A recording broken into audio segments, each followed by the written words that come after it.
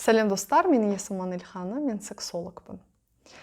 Бұл сыр білім парақшасы, және де бұл тақырып сізге ұнаса, лайк басыңыз. Достар, ең бірінші айтатыным, мен дін маманы емеспін. Діни тұрғыда сұрақтарыңыз болса, дінде білікті маманнан сұраңыз. Мен сексологпын, және сексолог ретінде ешқандай дінге қатысым жоқ. Бұл видео тек сексология, жыныстық қарым-қатынас жайлы ғылыми білім ретінде соны қабылдаңыз. Филяция деген не?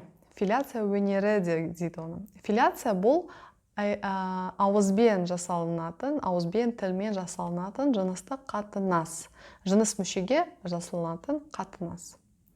Филяция көбінесе енді әйелдер ауызбен, тілмен, еріндермен жасайтын жыныстық қатынас. Бұл бір түрлендірудің бір жолы. Бұның жыныстық қарым-қатынаста енді өте маңызды зор. Себебі әйел кісіде жыныстық қатынасқа түсетін мүмкіншілігі жоқ болса, ауызбен, қолмен дегенге жүгінеді. Енді әр ерлі-зайыптылар өздері шешеді енді. Бірақ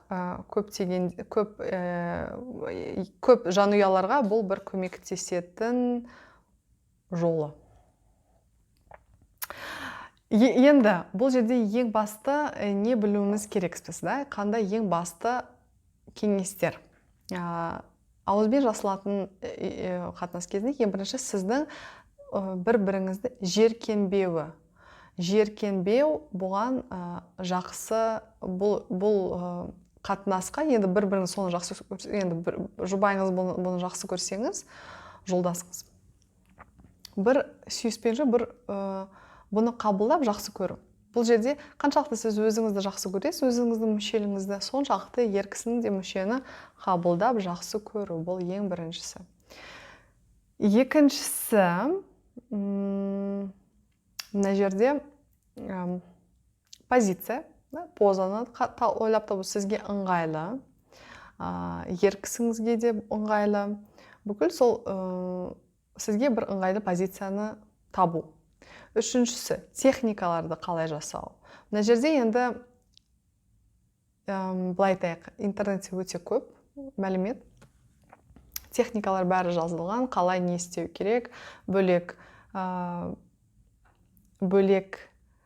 видеоларды өте көп, соны қарап үйренуге болады. Бұл келесі фактор, тағы бір фактор. Бұның техникадан гөрі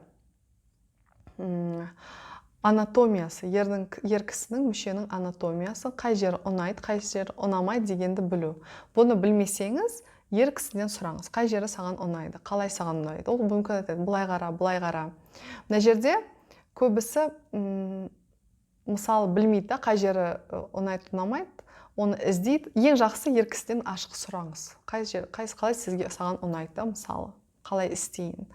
Енді нені ақырын жасау керек. Әрине кейбір әйелдер мысалы тіспен ауыртады.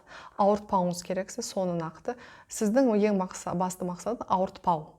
Бұл біріншісі. Абайлап істеу. Енді мүше болған соң ауыртпау. Және де соңғы бұл косметика, түрлі косметикалардың, интимный косметика бар, ол секс-шоп дүкендерде сатады. Түрлі. Бұның әртүрлі дәмі болуы мүмкін, дәмгіштері, сондайларды қосып істеуге де болады. Үйде кейбіреу сливки қолданады, түрлі жолдарында қолданады. Андай киноларда көрген шығарсыз. Соны да қарастырып істеуге болады. Ең бірінші бұл сіздің арасындағы, сіз қаншалықты бір-біріңізді қолдайсыз, бір-біріңізге ұнаса, то есть бұл сіз ерлі-зайыптылардың арасында шешілетін нәрсе. Бұл жерде мен үгіттемеймін, бұл әр адам өзі шешеді. Бірақ басты факторларын мен айтып кеттім.